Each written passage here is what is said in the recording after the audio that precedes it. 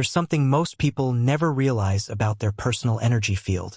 They think it's a clean slate, a neutral ground ready to be charged with fresh intentions whenever they're ready to manifest something new. But it's not. In fact, for most people, it's a swirling archive of incomplete desires, mixed intentions, emotional echoes, and fragmented thought patterns, all of which are broadcasting 24/7. The truth is, you're always transmitting, even when you're not actively speaking an affirmation or setting a goal. Even when you're just thinking quietly to yourself or scrolling absent-mindedly through your phone. You're sending out energetic frequencies. These signals don't just vanish when your attention moves on. They accumulate, they layer, and they create distortion. This distortion is the static in your signal, the vibrational fog that blurs your communication with the universe. It's not just background noise. It's a powerful force that alters the way your desires are received, interpreted, and mirrored back to you through reality. Think of it like this. Every time you speak a desire, feel a hope, or silently intend something, you're casting a kind of energetic spell. And when that spell is left unfinished, unanchored by aligned thought, emotion, and action, it doesn't disappear. It echoes. It vibrates through your field. Over time, these fragments begin to overlap and crosstalk, creating a field of energetic clutter that disrupts your clarity and blocks your manifestations from fully forming. This is not about belief systems, wishful thinking, or generic law of attraction hype. This is about the metaphysical mechanics of personal frequency transmission. It's about understanding that your field acts like both a broadcaster and a magnet. And when it's full of distortion, it sends mixed messages and receives scrambled responses. You might feel like your intentions are strong. You might repeat affirmations every morning, meditate every night, and visualize with intense passion. And yet, the results are foggy. You ask, and it seems like nothing happens. Or something happens, but it feels almost right, close but not quite, like a fuzzy version of what you truly wanted. That's the static. That's the signal interference caused by old emotional imprints, half-hearted declarations, and energetic leftovers you didn't even know were still active in your field. And here's where things get even more interesting. This isn't just about personal limitation.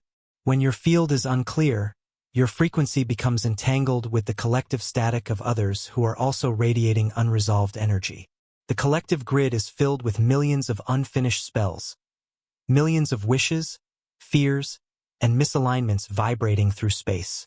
If you're not managing your signal intentionally, you're not just blocking yourself, you're blending into a field of distortion that makes it even harder to stand out vibrationally. In this video, we're not going to talk about manifestation as a motivational idea or spiritual belief. We're going far deeper, into the architecture of your energetic field, the subtle but persistent imprints left by your past, and the ritual and vibrational tools needed to purify your signal at the root level. Here's exactly what to expect. You'll learn how to recognize the presence of unfinished spells within your field, how they form, why they stay, and what they do to your signal. You'll discover the mechanics of vibrational crosstalk, how your intentions and your fears might be simultaneously broadcasting different messages without your awareness. You'll be guided through techniques of purification using frequency, word magic, color, sound, and breath, so you can reset your energetic signal and open a clear channel for manifestation. And finally, you'll learn a powerful ritual known as the Field Harmonizer, a multidimensional practice that clears residue, restores alignment, and activates a clean, magnetic frequency capable of reshaping your reality from the inside out. This isn't conceptual. It's not theoretical. Every moment of your life is a reflection of the signal you're sending, whether you're conscious of it or not.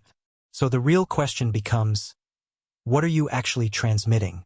If you've been frustrated by results that don't match your efforts, if you felt like the universe keeps missing the point, or if your manifestations always seem one step away from fully landing, this is where you start correcting the signal. Let's begin. Your energetic field does not forget. Every thought you've launched with strong emotion, every vision you held for just long enough to send a pulse, every desire you released halfway through forming it, it all remains imprinted in your vibrational atmosphere. These are not simply memories or abstract wishes. They are unfinished energetic constructs, spells left unsealed. Each time you start to manifest something, you send out a charge. That charge is a blend of focus, intention, emotion, and frequency. When these elements are aligned, the spell takes form, and reality begins to reshape accordingly. But when the process is disrupted, when you doubt, shift focus too soon, or speak a contradictory thought, you fracture the spell. And instead of dissolving, that fragment continues to float in your field. This creates a type of vibrational static, not loud enough to dominate your focus, but strong enough to interfere with new manifestations. It's not that the universe didn't receive your intention. It's that it received multiple conflicting ones over time, some fully charged, others half-formed, all still broadcasting. That's why clarity is not a matter of intensity. It's a matter of purity. You may feel clear because you really want something, but your field may be cluttered with outdated broadcasts that contradict that clarity. The desire to manifest a loving relationship may now be competing with lingering fragments from past heartbreaks, emotional defenses, or beliefs you once imprinted during a moment of pain. Those frequencies don't simply evaporate when you grow or decide to move forward. They stay until they're consciously cleared. This is the energetic residue of unfinished spells. The signal you're sending now is being filtered through everything you've ever sent out before. And if you haven't made the effort to consciously dissolve or neutralize those older frequencies, they act like ghost code, running quietly in the background, distorting your manifestation algorithm. This is why people often feel like their intentions are getting lost in translation. They say the right affirmations, they do the vision work, but they haven't addressed the field itself. So the messages they're sending come through muffled, distorted, or layered with past echoes. Here's the key distinction. Manifestation doesn't respond to what you say you want. It responds to what your field is actively radiating. Your field speaks louder than your words. And unless you become aware of the energetic contradictions housed within it, you'll continue to send mixed signals. The way forward begins with awareness. You must tune into your field, not just your conscious thoughts, but your entire vibrational atmosphere. Start listening to the quieter echoes. Ask yourself, what desires did I once strongly feel but never followed through on? What beliefs about worth, timing, or possibility were attached to those abandoned desires? Are there affirmations I've repeated without emotional alignment, leaving behind empty shells of intention?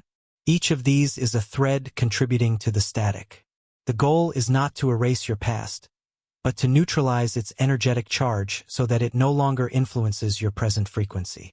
Once identified, these fragments can be cleared through specific vibrational practices, which we'll explore shortly. But the most essential starting point is recognition. You must see that your field is not a blank canvas. It is a living archive of your most charged thoughts, feelings, and energetic actions. And it requires maintenance. It requires clearing. It requires conscious stewardship. When you neglect the field, you leave your signal vulnerable to noise. And noise is the enemy of precision. You are not simply a being with thoughts. You are a frequency station. Every moment you are broadcasting. Every desire, every fear, every memory has a tone. When those tones overlap, you create interference. And when that interference builds up over time, it becomes static. So before you focus on creating something new, you must clear the remnants of what's still echoing. Start asking, where am I still carrying the energetic residue of old intentions? Which desires were never truly released or retracted? Which emotional patterns still linger, creating vibrational confusion in my field? Once you begin this inner audit, your field starts to shift. Not because you're adding anything new, but because you're removing what no longer belongs. Clarity is not always about new information. It's about removing the noise that blocks the signal already trying to come through. You've already sent powerful messages to the universe. Now it's time to clean the line, so they can finally land. Next, we will explore what this residue actually is, and how it silently sabotages the intentions you're trying to broadcast today. Energy never lies. It never forgets either. Every incomplete intention you've ever formed, every fleeting visualization, emotionally charged wish, or half-hearted affirmation, leaves behind an imprint. This imprint doesn't dissolve with time. It embeds itself into your energetic field like residual static. This is what we refer to as spell residue, a subtle but persistent distortion that lingers long after the original desire has faded. Spell residue is not abstract. It has structure, carries weight, and it builds up.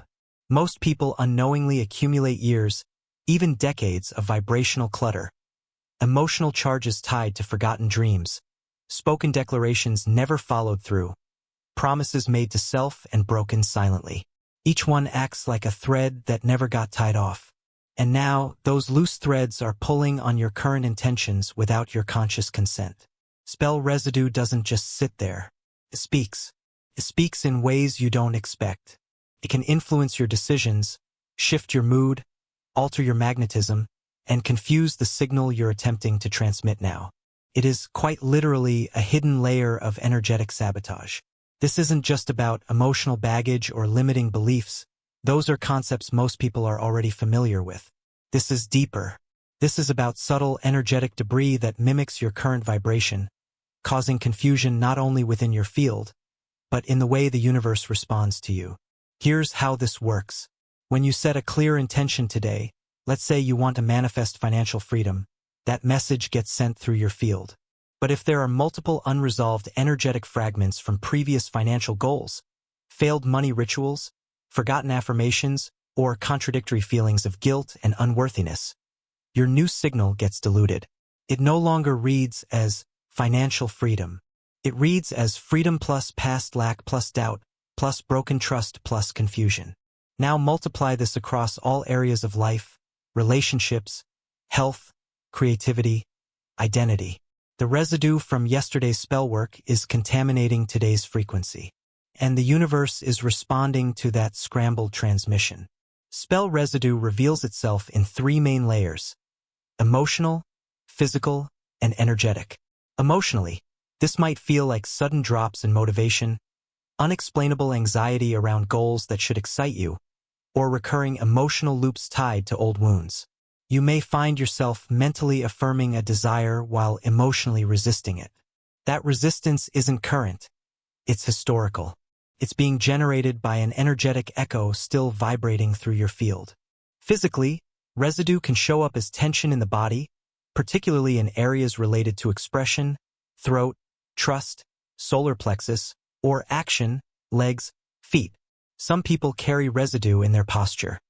Slumped shoulders from old defeats, tightened jaws from unspoken truths. The body becomes a map of past intentions never fulfilled. Energetically, the presence of residue is often sensed as heaviness, dullness, or fuzziness in your auric field. It becomes harder to hold a clear focus. Visualizations blur. Synchronicities slow down. You may even feel energetically off without knowing why. That's not your intuition malfunctioning. It's the static of unresolved spells clouding your perception. Clearing spell residue begins with awareness, but it continues through precision. You must first become willing to examine the past, not for the sake of rehashing it, but to deactivate the residual charge it still holds. Ask yourself, what desires did I once carry that still linger in the background of my awareness? Which affirmations did I speak without belief, and are they still echoing through my field? Are there promises I made to myself that I quietly abandoned? Each one of these questions brings light to a thread that's still open. And light, as we'll explore later, is one of the fastest ways to begin the process of vibrational purification. Next, you must interrupt the residue's influence. This requires intentional action, energetic signals that override the old frequencies. Not louder signals, not more aggressive rituals, but clearer, more coherent vibrational expressions that don't fight the residue but cancel it out through precision. One effective method is the practice of spoken negation, stating aloud with firm but neutral tone, "This thought form is no longer active in my field. This isn't emotional. It's mechanical. You are withdrawing the energetic power source from that old spell fragment. You are flipping the switch." Breath also becomes a weapon here. Controlled exhalations, slow, grounded, rhythmic, act like energetic vacuums. When paired with intention, breath can release stored frequency signatures from the body and auric layers. Physical anchoring practices are also crucial. Movement rituals that involve shaking, stomping, or grounding into the earth help pull residual energy out of the energetic field and re-neutralize it through the body. This isn't symbolic. It's frequency work in motion. The more residue you clear, the lighter and more focused your field becomes. The lighter your field, the sharper your signal. And when your signal becomes sharp enough, the spell activates, clean, coherent, powerful. You've likely already cast hundreds of energetic spells over the course of your life. Many of them were incomplete, but they're still active, still echoing. And until they're released, they will continue to interfere with what you're trying to create now. Clearing them is not optional. It is essential. Next, we will examine a deeper problem, one that often hides behind even the cleanest intentions, when you're broadcasting opposing frequencies without realizing it. There's a phenomenon in the energetic world that often goes undetected. It's subtle, it's complex, and it's responsible for some of the most baffling outcomes in personal manifestation work. This is the problem of vibrational crosstalk, when multiple internal frequencies are transmitting at once, sending mixed or even contradictory signals out into the field. You may not hear the conflict, but the universe does. You may speak a desire with clarity, visualize it with intent, and act on it with motivation. But underneath the surface, there's another broadcast happening. One that cancels out or conflicts with your original message. The result? Delay, distortion, or energetic misfires that make it feel like your manifestations are being ignored or misread. This isn't a failure of technique. It's a split in transmission. Here's how it works. Every desire carries a frequency. That frequency includes thoughts, emotions, intentions, and unconscious beliefs. When all these elements are aligned, the signal is strong and focused. But when one or more of these elements are out of sync, when the thought says one thing and the emotional tone says another, you're broadcasting contradictory instructions. Let's break this down. Say you're intending to attract a new opportunity, something that elevates your purpose, expands your income, and brings you into alignment with your highest path. That's the intention. It's clear in your conscious mind. You visualize it, affirm it, feel excited about it. But beneath the surface, there's an older pattern still transmitting. A belief that says, I'm not ready for visibility, or a subconscious fear that success will isolate you, or an emotional memory from the past linking leadership to rejection. Now both signals are being sent. One says, bring this opportunity. The other says, block anything that risks exposure.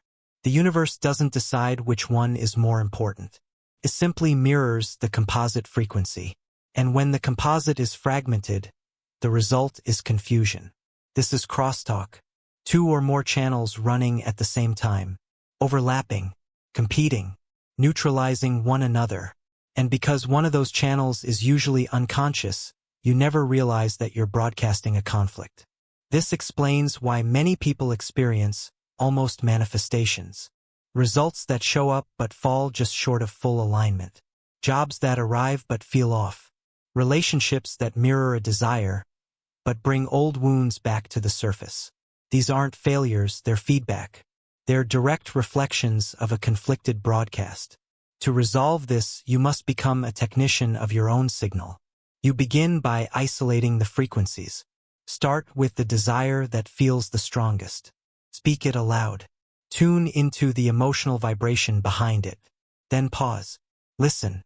Ask. Does this desire feel safe in my nervous system? If not, what emotion comes up? Doubt? Guilt? Shame? What story or memory arises that challenges the desire? This process helps reveal the hidden broadcast. Once the conflict is identified, you don't suppress it. You bring it forward. You give it voice not to empower it, but to expose it. Speak the conflicting thought out loud. Acknowledge the emotion tied to it. Then follow it to its origin. When did that frequency begin? Who taught it to you? What moment sealed it in your energy? This is the diagnostic phase of signal purification. You are mapping the interference. Once you've located the contradiction, you now have a choice. to recalibrate. This isn't about overpowering the conflicting signal. It's about neutralizing it through coherence. Coherence is achieved through emotional alignment. You must anchor the new desire not just in thought, but in felt experience. Create sensory immersion around the desire. Speak it, visualize it, and embody the feeling of it being safe, true, and available. Simultaneously, begin dissolving the old signal using breath, sound, or intentional release techniques. One powerful method is frequency substitution. Identify the tone of the crosstalk. For example, if the underlying emotion is fear, introduce a vibrational tone that neutralizes fear, like trust or grounding. This isn't mental, it's sensory. Use music, vocal sounds, or breath patterns that carry the new frequency. Layer that into your field until the old tone loses strength. Over time, this clears the crosstalk. The goal is not perfection, it's consistency. You are training your field to recognize and sustain alignment. You are teaching your system that desire and safety can coexist, that visibility and belonging can live together, that ambition and ease are not in opposition. When vibrational coherence is achieved, the signal becomes unmistakable. You no longer send messages laced with emotional contradiction. You speak, feel, and radiate the same instruction. And that instruction becomes your dominant frequency. The universe doesn't need you to be louder. It needs you to be clear.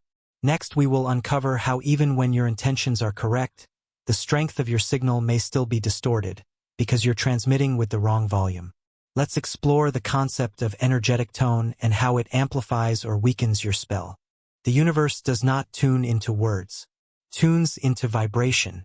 You might speak affirmations daily, write your intentions with clarity, or visualize with dedication. Yet, the real question is not whether you're speaking your truth, but whether your signal has the volume and coherence to be heard across the energetic grid. And here lies the problem most people miss entirely. They're whispering energetically while expecting thunderous results. Volume in the energetic sense has nothing to do with force. It has nothing to do with shouting desires into the void or intensifying rituals. Volume here refers to resonant strength, how fully your emotional, mental, and spiritual systems are in agreement, and how strongly that agreement reverberates through your field. When your thoughts, emotions, nervous system, and body are aligned, your signal projects outward like a crystal bell, cuts through noise. It reaches dimensions far beyond physical space. But when even one of those systems is hesitant, numb, or distorted, the signal drops in potency. It becomes fragmented. Your message arrives distorted, incomplete, or too quiet to influence the field of potentiality that surrounds you. Let's look at how this happens. Many people think they're being loud enough simply because they're repeating intentions with conviction. But conviction without embodiment is illusion. You may be mentally convinced, but your energetic volume depends on whether your whole being is participating in the transmission. Energetic whispering happens when the body holds back, when the nervous system is still coded for defense, fear, or uncertainty, even while the mind tries to broadcast clarity. Energetic screaming, on the other hand, happens when the emotions overpower the intention, when desperation, anxiety, or obsession hijack the signal. Screaming may seem louder, but it only adds distortion. The frequency becomes erratic, unpredictable, and less likely to magnetize what's truly aligned. In either case, the signal is weak, not because you're not trying hard enough, but because the core frequency lacks coherence. To transmit a powerful spell, to send a clear, energetic instruction into the universe, you must find the frequency range that resonates not only outward, but also inward. You must discover your natural vibrational tone, the point at which your body, emotions, thoughts, and energy are in harmony. That's where true volume originates. One way to test this is through stillness. In silence, ask yourself, does my desire feel like peace or pressure? Peace indicates resonance. Pressure indicates resistance. Desires that carry peace vibrate at a frequency of readiness. They signal to the universe. This is not a demand, it's a match. Desires that carry pressure create dissonance. They suggest to the field, I am not yet safe to receive. To move from pressure to peace, begin with breath. The breath is the original amplifier. Shallow breathing whispers. Open, rhythmic breathing speaks with strength.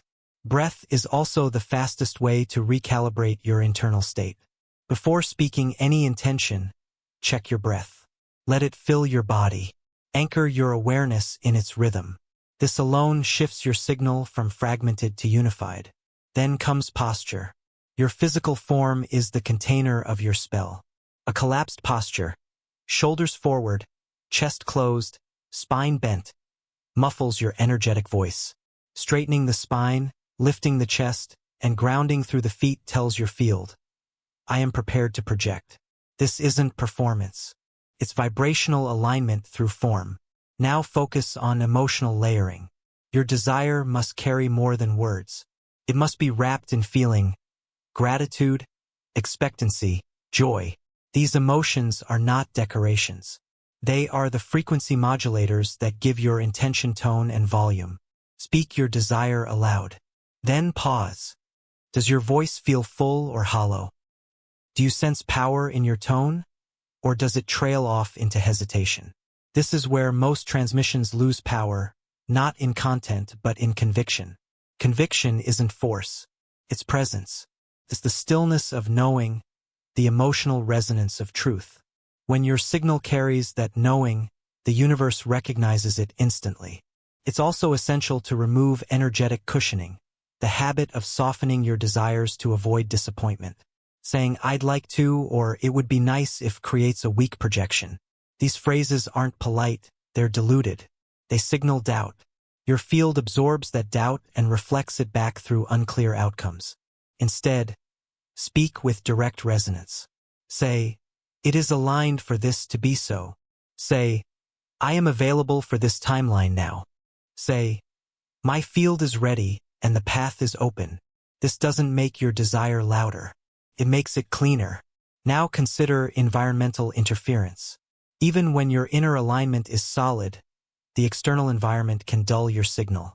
Noise from digital input, low-frequency conversations, emotionally heavy spaces, all of these affect your field's projection range. To refine the clarity of your spell, spend time in spaces that elevate your frequency. Silence, nature, sacred geometry, high vibrational music, all help you restore signal strength and resonance. Lastly, stop asking the universe to do something. The universe isn't a vending machine that responds to constant pushing. It's a frequency-based intelligence that mirrors what is already broadcast. You are not commanding it, you are informing it. And the quality of that information depends entirely on your vibrational integrity. If your spell isn't landing, check your tone. Are you whispering with hesitation or screaming from fear? Both create distortion. Return to your natural tone, the space where thought, emotion, and energy sing in unison. That's where your real volume lives. And when you broadcast from that space, the universe doesn't need convincing. It simply reflects the signal home. Next, we will examine how your reality itself acts as a feedback system, mirroring not what you intend, but what your field is already showing. Your reality is not random. It is not static. It is not based on luck, circumstance, or divine favoritism. Your reality is a mirror, not a metaphorical one, a literal energetic feedback system that shows you what your field is emitting, translating invisible frequency into tangible form. Most people approach manifestation as if it's a one-way transaction. Send a desire out, wait for it to arrive. But the truth is far more elegant, far more precise. You're not just sending a signal. You're constantly being shown your own frequency through the world around you. Every interaction, every synchronicity, every missed opportunity. It's all data. Your reality is broadcasting your signal back to you in real time. So the real question is, are you paying attention? It begins with a shift in awareness. Rather than treating obstacles or delays as signs of failure, view them as diagnostic tools. If something isn't showing up as you expected, ask not just why isn't it here yet, but what is this showing me about my field right now? Start small. Look at your immediate environment. Does your space reflect clarity or chaos? Are your routines aligned with your stated values? Are the conversations you're having lifting or dulling your vibration? These are not superficial factors. They are extensions of your energetic output. They are the first layer of the mirror. Next, observe the patterns. Are similar challenges repeating themselves in slightly different forms? This could mean your field is still carrying a vibrational loop, an unresolved cycle that's magnetizing similar reflections. For example, if you keep attracting emotionally unavailable people despite affirming that you want a deep connection, it's not the affirmation that's the problem. It's the field. Your energetic mirror is revealing where you're still broadcasting resonance with distance, self-protection, or inconsistency. This is not punishment. It's precision. Your mirror never lies. It never hides. It simply shows what you are vibrationally in that moment. To work with the mirror, you must first drop resistance to it. This means letting go of blame both toward yourself and the world. Every reflection is neutral. It's only through interpretation that it becomes good or bad. When you view feedback through neutrality, you become capable of shifting without shame. Next, move into energetic responsibility. This doesn't mean everything that happens is your fault. It means everything that happens is your information. If reality is showing misalignment, your task is not to analyze endlessly, but to adjust frequency. How do you do that? By shifting from reaction to revision. Instead of reacting to an undesired reflection with frustration or doubt, pause and revise your broadcast. Ask, what emotional tone was I carrying when this was mirrored?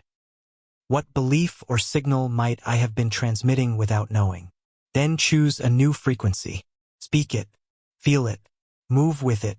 Allow your behaviors and emotional responses to shift, not because you're forcing change, but because you're no longer reacting to the old broadcast. One of the most misunderstood aspects of the mirror principle is timing. People often expect instant feedback and assume a delay means disconnection. But the mirror doesn't follow clock time. It follows alignment.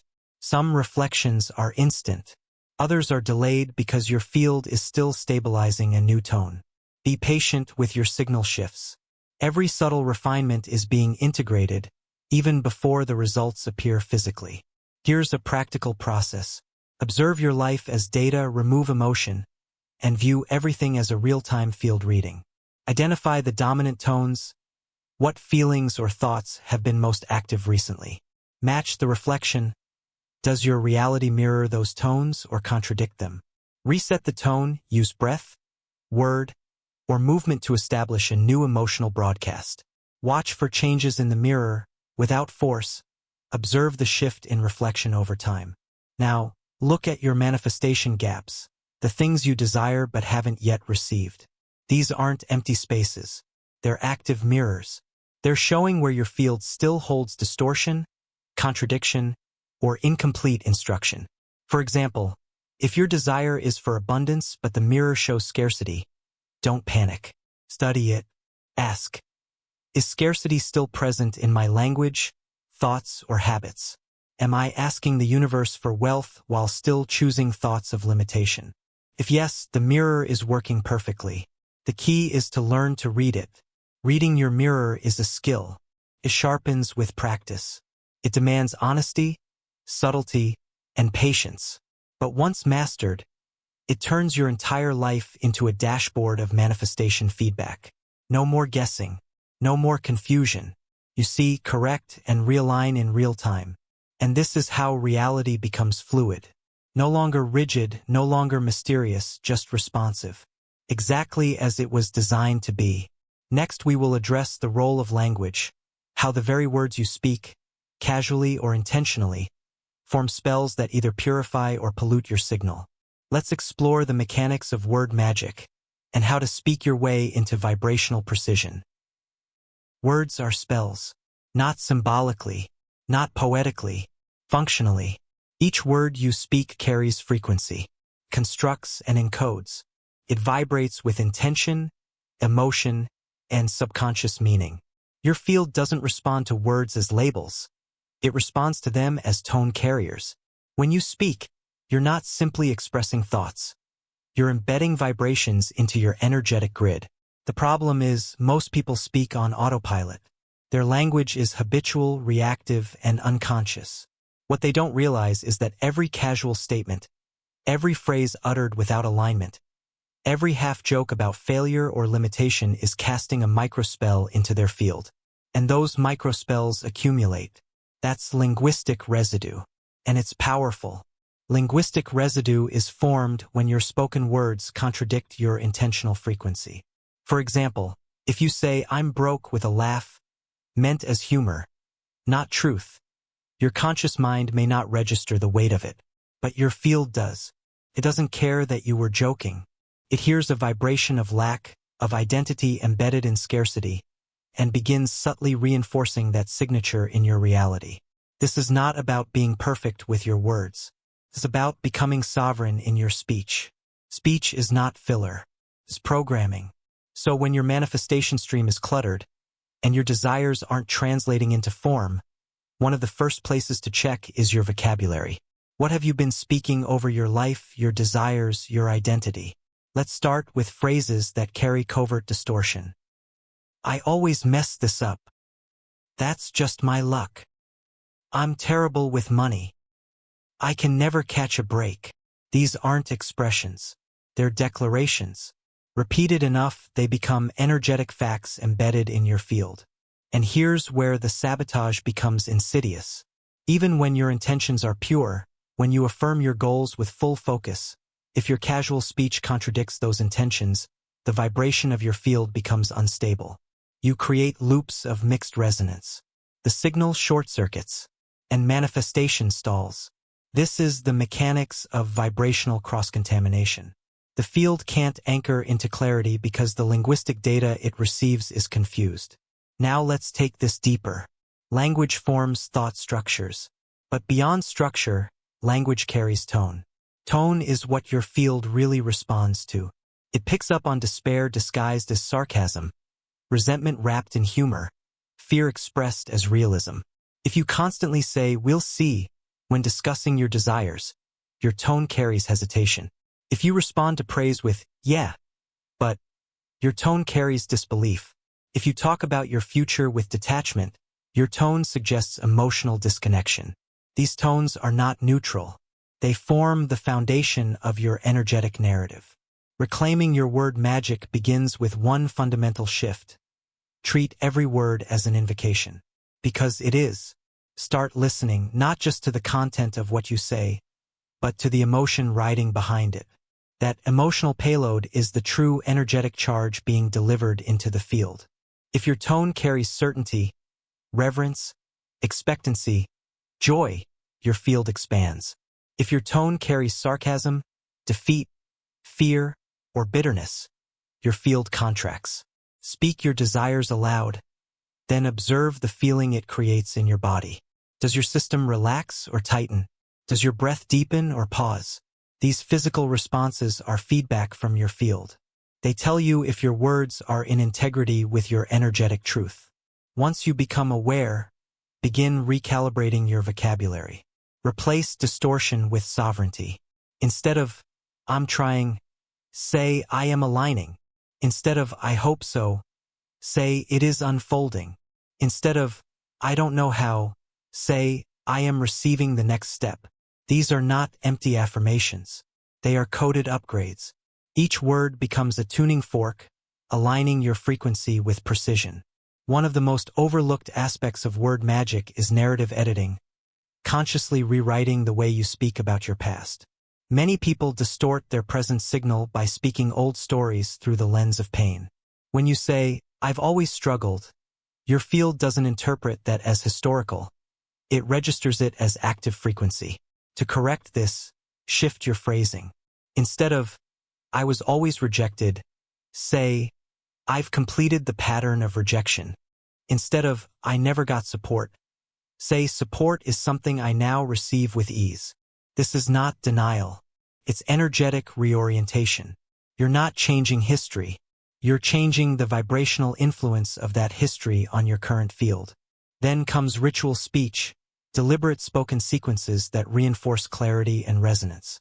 These can be personalized declarations, mantras, or energetic affirmations spoken into your space daily. The key is not repetition, it's presence. Speaking without presence is just noise. But speaking with awareness, emotional depth, and physical anchoring turns your words into codes. Create a short statement that reflects your highest timeline, then speak it slowly, feeling each syllable enter your field. For example, I am rooted in clarity. My signal is clean. My path is open. What is mine is already resonating toward me. Repeat this not with effort, but with tone. Let the voice carry the charge. Let the field receive it as instruction, not request. Finally, begin practicing linguistic containment. This means resisting the urge to fill space with disempowered language. Silence can be more powerful than a diluted phrase. Speak only what you want mirrored. Speak only what strengthens your field. Speak only what aligns with your next evolution. The field is always listening, not to your performance, not to your perfection, but to your tone, your vocabulary, and your verbal energy signature. Let your words be magic. Let them be precise.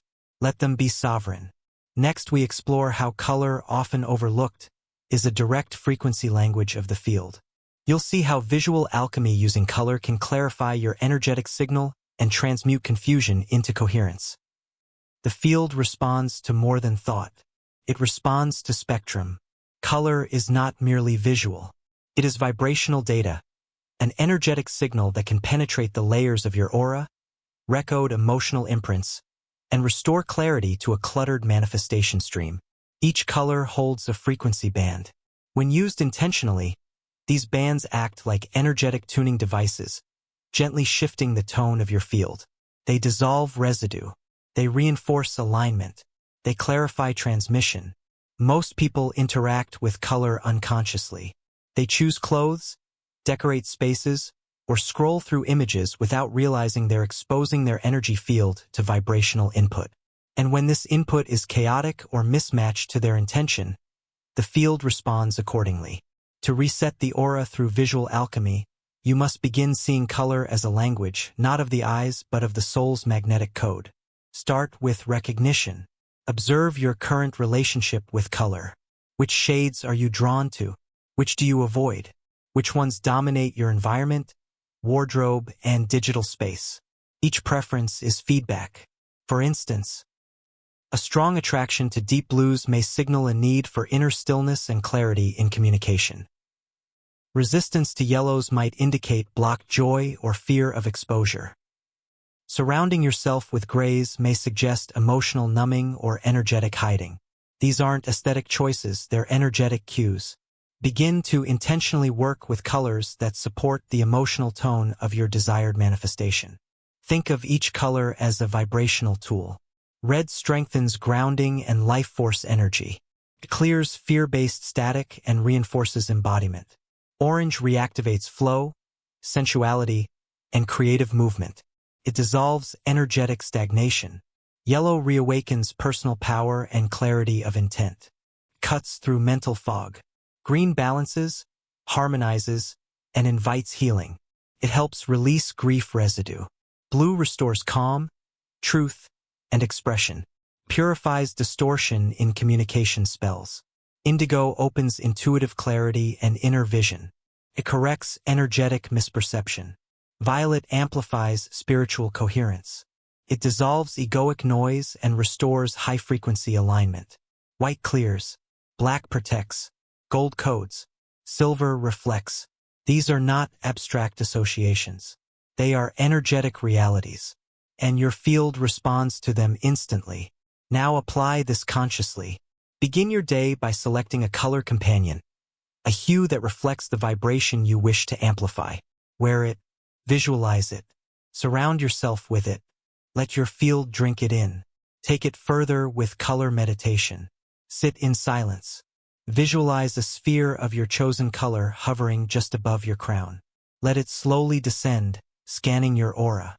As it moves, observe where the color becomes cloudy, dim, or heavy. That's where residue lives. Let the color wash through those areas like a cleansing wave, restoring harmony as it flows. Next, create a color-coded altar. A small space in your home with objects in intentional hues aligned to your desires. This altar becomes a vibrational anchor. Each time you pass by, your field receives a visual affirmation of the frequency you are cultivating. Color also works through water charging. Fill a clear glass container with water, place it over a colored cloth or paper, and let it sit in sunlight. The water absorbs the color frequency. Drink this as a vibrational elixir to nourish your system with intention-coded energy. Another powerful tool is color scripting, writing affirmations or declarations using colored pens or markers aligned with the tone you want to strengthen.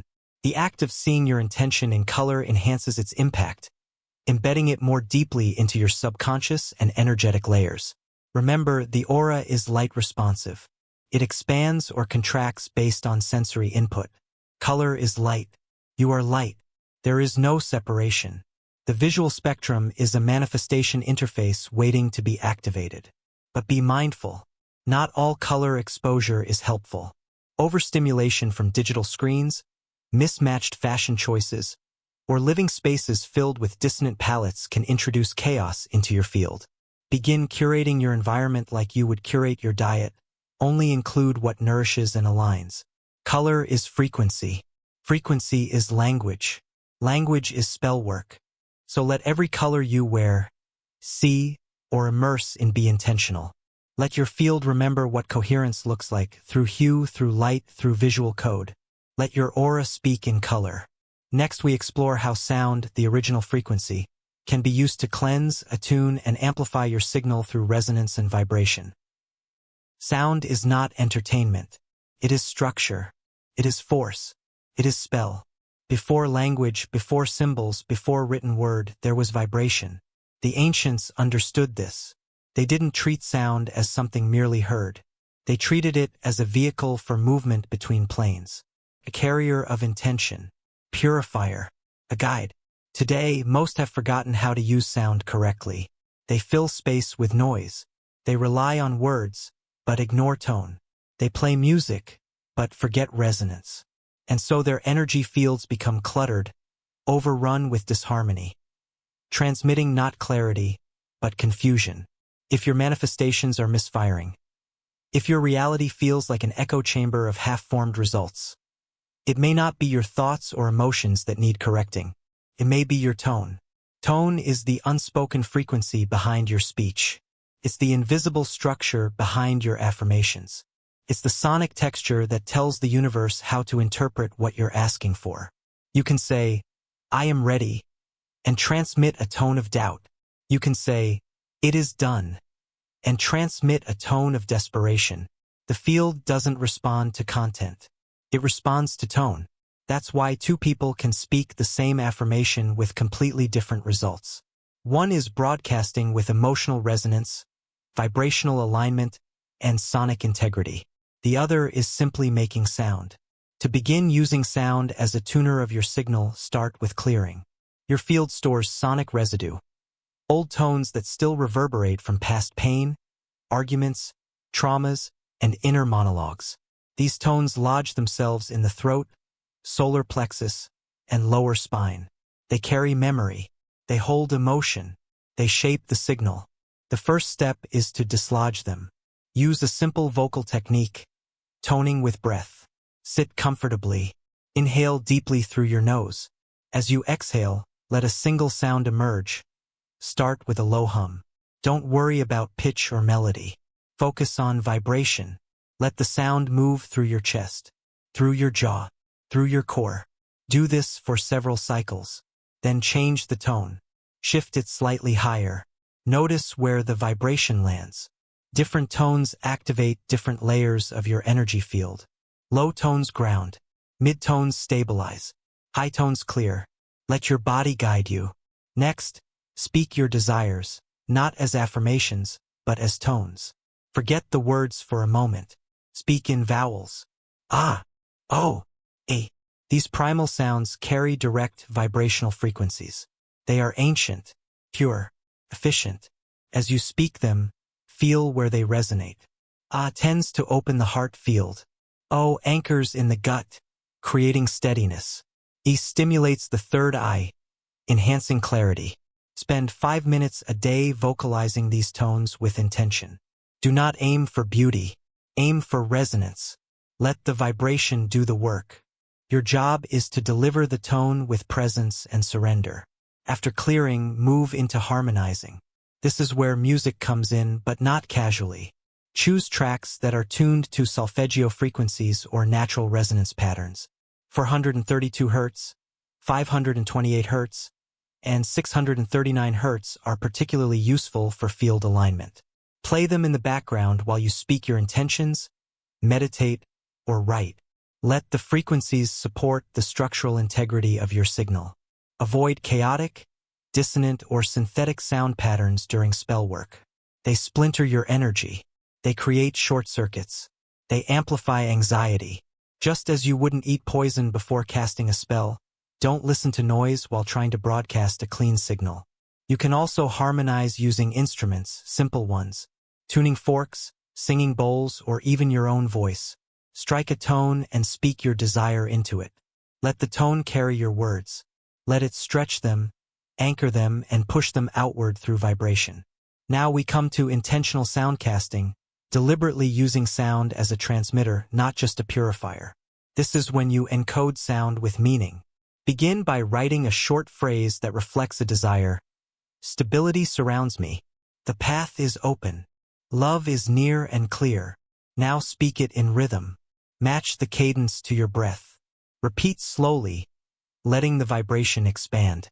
Each time you speak, your tone becomes more grounded, more charged, more magnetic. This is not chanting for the sake of repetition. This is casting with frequency. You are creating sonic commands. As your body gets used to this practice, you will begin to feel subtle shifts. The field becomes more fluid. Visualization sharpens. Synchronicities increase. Your spoken tone will begin to echo back to you through reality itself. And this is key, reality always echoes. It reflects not what you said, but how you sounded when you said it. The tone of your voice becomes the tone of your life. So ask yourself, what is the tone of my daily speech? Do I sound grounded or reactive? Do I project certainty or need? Your answers will tell you everything about your current manifestation field. If tone is weak, the signal disperses. If tone is erratic, the signal contradicts itself. But if tone is clean, steady, emotionally true, vibrationally matched, then the signal becomes unmistakable. Your field vibrates like a tuned instrument. The universe responds not with confusion, but recognition.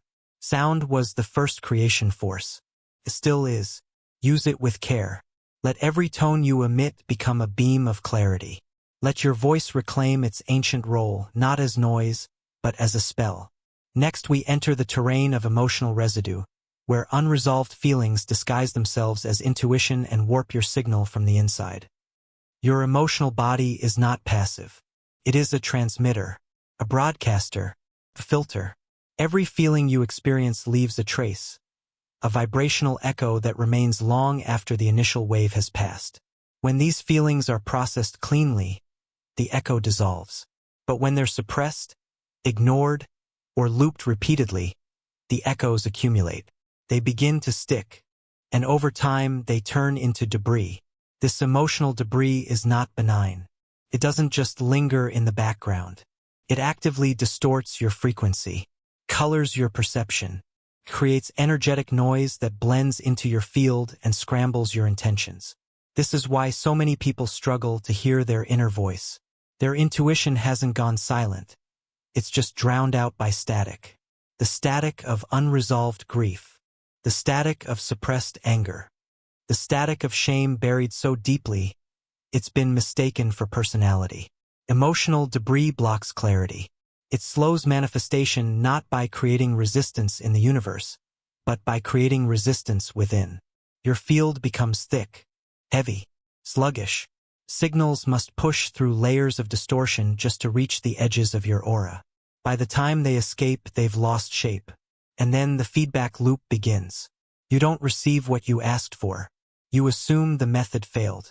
You try harder, send more energy, repeat more affirmations, all while the debris remains. To detox emotionally, you must stop focusing on effort. You must focus on release. Here's the first principle. Emotions are not meant to be fixed. They are meant to be moved. Suppressed emotions do not go away. They relocate into the body, into the aura, into behavior patterns. They hide in plain sight, wearing masks like cynicism, hyperproductivity, or spiritual bypassing. You must create space for them to surface. Begin by scanning your field. Sit quietly. Ask yourself, what feeling have I been avoiding? Let the first answer come without judgment. Then go deeper. What truth am I unwilling to feel fully? The goal is not to analyze. The goal is to locate. Once identified, use movement. Movement is the key to emotional transmutation. Not intense exercise. Not forced catharsis. Just intentional, rhythmic movement that gives the emotion a way out. Sway. Walk. Shake. Let your body become the exit point. Pair this with sound. Moan. Sigh. Hum. Let your vocal cords vibrate with whatever wants to leave. This is not performance. This is purification. Then comes breath. Breath is the bridge.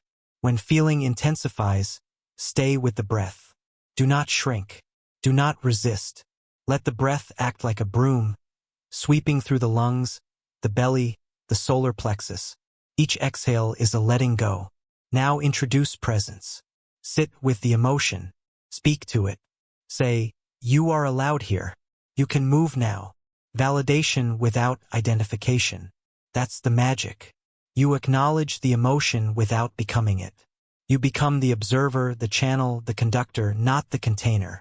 As the emotion moves, your field begins to clear. You may feel lighter, or you may feel empty. That's normal. That emptiness is space being reclaimed. Do not rush to fill it. Let it remain open long enough for your natural frequency to reassert itself. Once the emotion has released, seal the process. Use water. Drink it. Bathe in it. Let it run over your wrists. Water carries away emotional residue. Use sound. Play soft harmonics or hum gently. Let your body recalibrate. Use affirmation not to overwrite, but to recenter. Say, I am clean in this moment. Say, my field is spacious. My signal is true. Say, the noise is gone. The clarity remains. Now assess your intuition. It should feel sharper, more accessible, because now, the voice of truth is no longer fighting through static. It rises smoothly, speaks clearly, and what it speaks is aligned. Emotional debris is not your enemy. It is unprocessed energy asking for attention. Give it space. Let it exit, and your field will thank you. Next we move into the core of energetic spellcasting. A ritual practice known as the Field Harmonizer, designed to realign, purify, and reactivate your manifestation channel. Your field is not a static container. It's dynamic, responsive, alive. It holds memory. It holds imprints. It holds patterns from every word, every thought, every feeling you've ever charged with intention, even the ones you've long forgotten. And it listens, but it cannot receive a clean instruction if it's already filled with distortion. That's why sometimes, despite all your inner work, your desires seem to bounce off the universe like signals sent through fog. The transmission gets sent, but nothing returns. Not because the universe is unwilling, but because the channel is jammed. You don't need more effort. You need clarity. That's what the Field Harmonizer Ritual does. It clears residual signal noise. It resets vibrational tension points. And it calibrates your energetic field to receive and project clean, stable frequency, so that when you speak a spell, it doesn't dissolve. It lands. The harmonizer is not theatrical. It is precise. It is stripped of unnecessary symbolism and focused entirely on function. There are 5 components: light, tone, breath, intention, word. Each one unlocks a layer of the field. Together, they form a complete reset. Let's begin with light. Find a quiet space with minimal distraction. Sit or stand comfortably. You don't need candles or external tools, though you can use them if they help. Visualize a radiant stream of white gold light descending from above. Not from the sky, not from a deity, from the highest point of your own field. This light is not symbolic. It is structural. It is frequency. Bring that light down to hover just above your crown. Let it stay there. Now move to tone. Hum softly. Nothing elaborate. A single tone sustained with gentle breath. Let the vibration start in your throat and move downward. Each exhale, extend the hum. Don't control it. Let it find its own resonance. As you continue, allow the light to descend, passing through your head, throat, chest, and into your core. Follow it with your tone.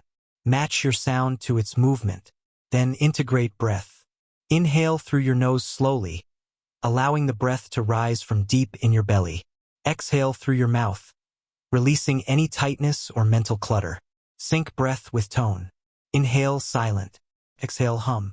Inhale stillness. Exhale resonance. Now hold the intention. This is not mental chatter. This is vibrational clarity. Define it in a single internal phrase. My field is clean. I am aligned with truth. Distortion dissolves now. Choose one. Let it vibrate within you not just as thought but as sensation. Repeat it silently between breaths. Each inhale, draw the intention in. Each exhale, release anything misaligned. Finally, speak the word. This is the energetic seal. A short phrase out loud with tone and conviction. Say, it is cleared. It is balanced. It is active. Choose your word carefully. This is the moment of command. As you speak it, visualize the light expanding from your core outward, pushing through your aura, filling every layer of your field. Let your tone match your certainty. When complete, sit in silence. Stillness is the integration space. It allows your system to recalibrate. You may feel lightheaded, grounded, tingly, or nothing at all. What matters is not the sensation. What matters is the shift. The Field Harmonizer works because it uses your body, mind, and energetic matrix as one system. No part of you is excluded. It is not bypass. It is not wishful thinking. It is frequency work. Use this ritual when you feel energetically muddy. Your desires aren't landing clearly.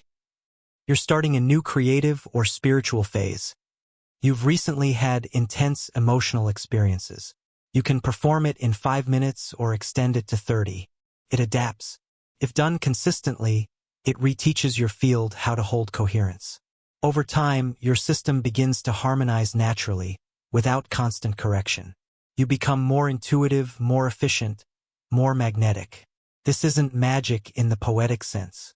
It's field repair, signal realignment, and once your signal is clean, even the simplest spell becomes potent. Next, we'll refine the broadcasting process, how to project your clearest desire with surgical precision and vibrational stability, activating what you want without interference. Now your field is clear. The debris has been removed. The tone has been tuned. The harmonizer has realigned your system. You are not broadcasting through static anymore.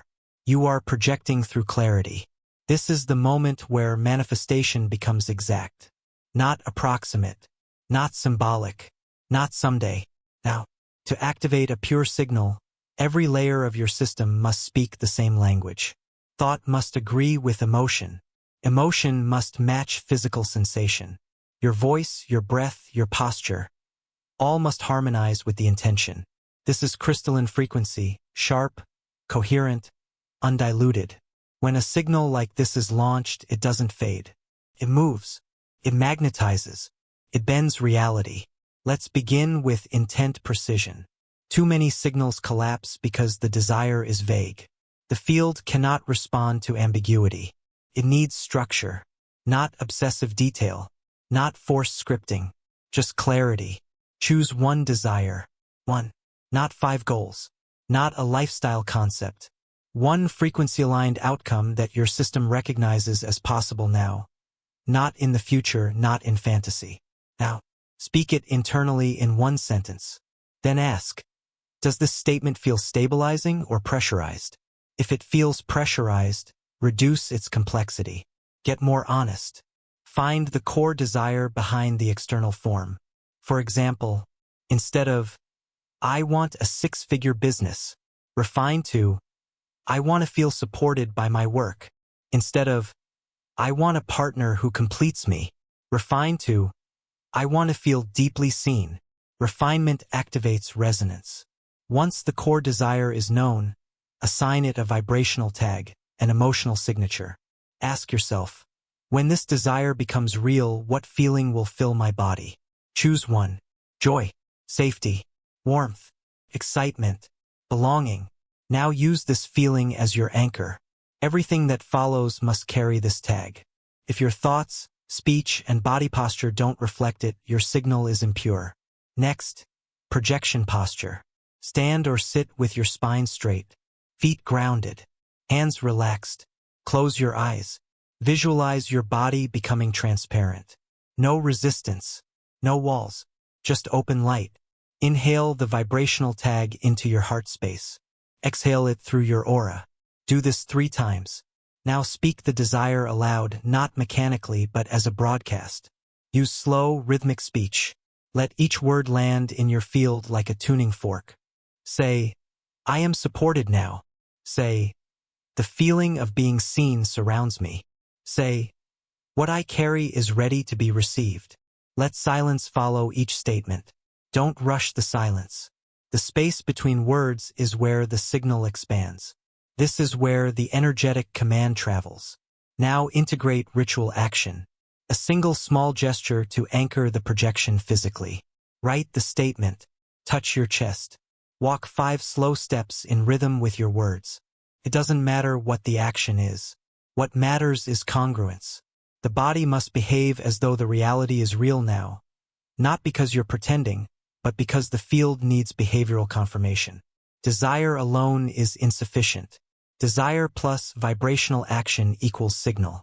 You'll know the signal is clean when the statement feels peaceful, not pressured.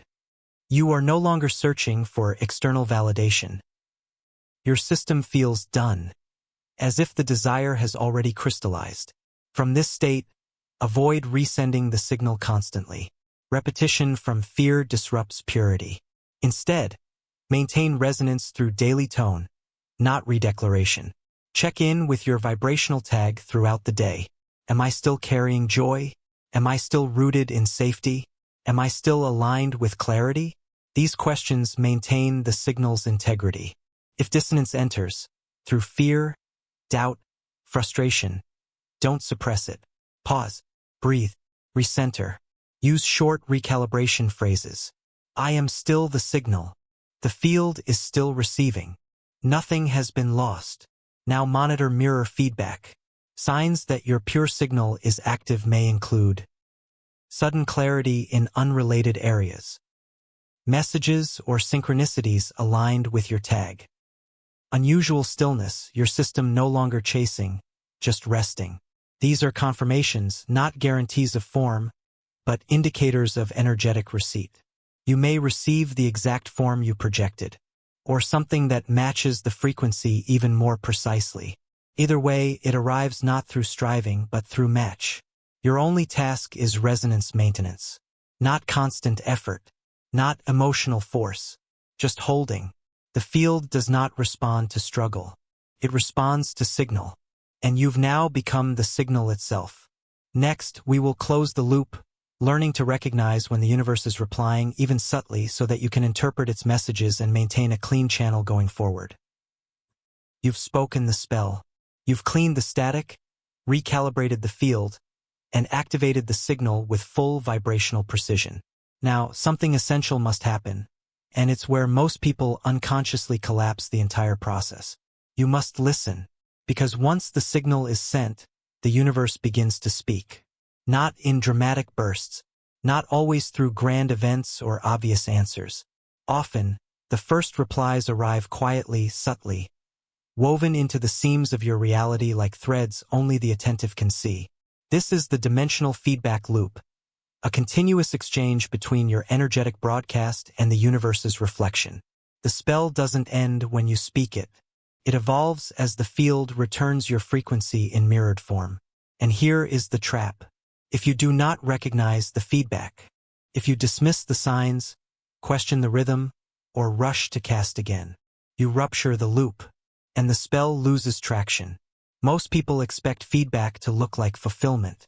A job offer, a message, a check, a relationship, an opportunity. But the feedback is often more nuanced than that. Comes in stages, layers, corrections. Sometimes, the first signal from the universe isn't confirmation. It's refinement. You ask for expansion. And suddenly something restrictive is removed. You ask for abundance. And get shown your spending patterns first. You ask for love. And someone triggering your old wounds appears. This isn't sabotage. This is response. It's the field reflecting the exact elements that must shift to accommodate the new frequency you've sent. The feedback loop is active even when the surface looks still.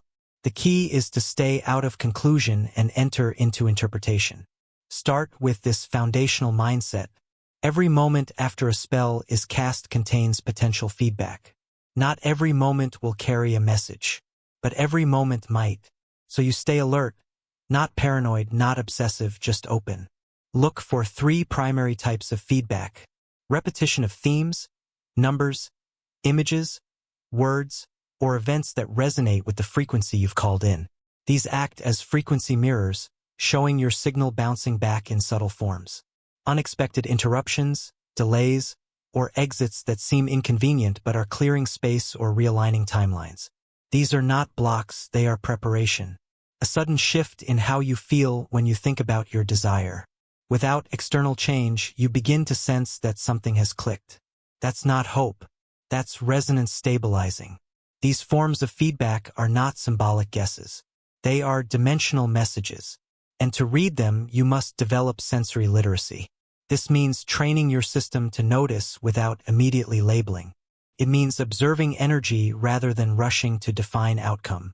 Practice saying, "This is information. This moment is part of the response. I don't need to know the full message to receive it." This keeps your signal receptive. Now introduce ritual noticing.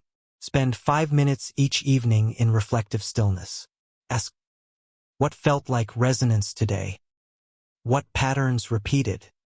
What felt misaligned, but familiar? Write down anything that stands out. Don't interpret, just collect. Over a few days, you'll begin to see a thread, a subtle narrative of response forming in the energetic fabric of your life. That's the loop showing itself. You are not alone in the field. It is alive, and it's replying. Sometimes the feedback is so quiet, you'll be tempted to assume nothing's happening.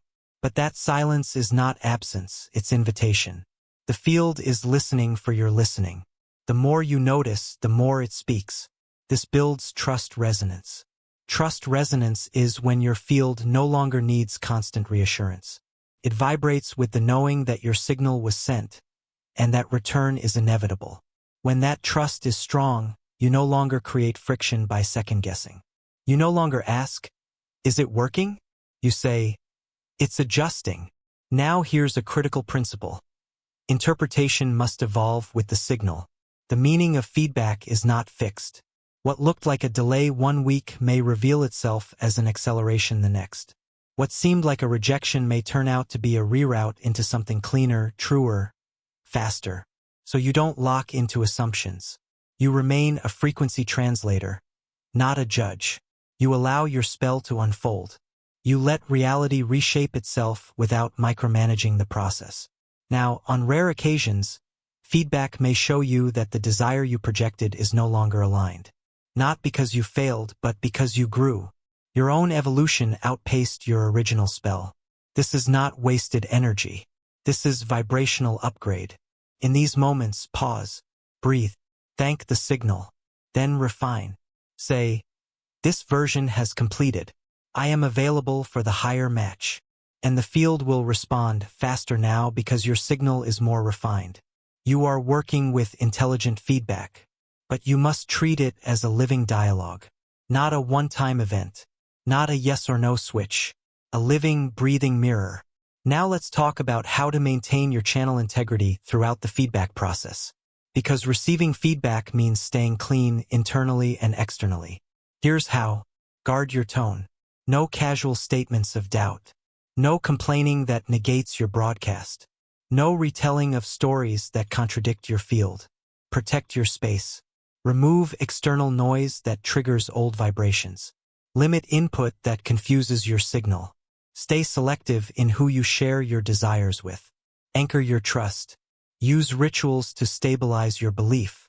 Carry your vibrational tag. Touch your heart. Repeat your declaration. Not to resend the signal, but to remind yourself who you are while receiving. You are not casting blindly. You are co-creating with a responsive universe. And the final layer of the feedback loop is gratitude awareness. Not performative, not forced. Genuine appreciation of every reflection. Because every reflection is connection. Even the strange ones. Even the ones that don't make sense right away. Say, thank you for showing me. Thank you for adjusting me. Thank you for helping my field learn. Gratitude closes the loop with strength. It completes the vibrational circuit. The universe says, signal received. You say, message honored, and a new layer opens. This is the frequency of mastery. This is not about perfection. It's about relationship. A relationship between your inner truth and the outer mirror. You've cleaned the static. You've activated the spell. You've learned to speak. Now you learn to listen. Because the universe doesn't only respond when you cast a spell. It responds when you become one. End of transmission. Your frequency is active. Your path is open. Your spell is live.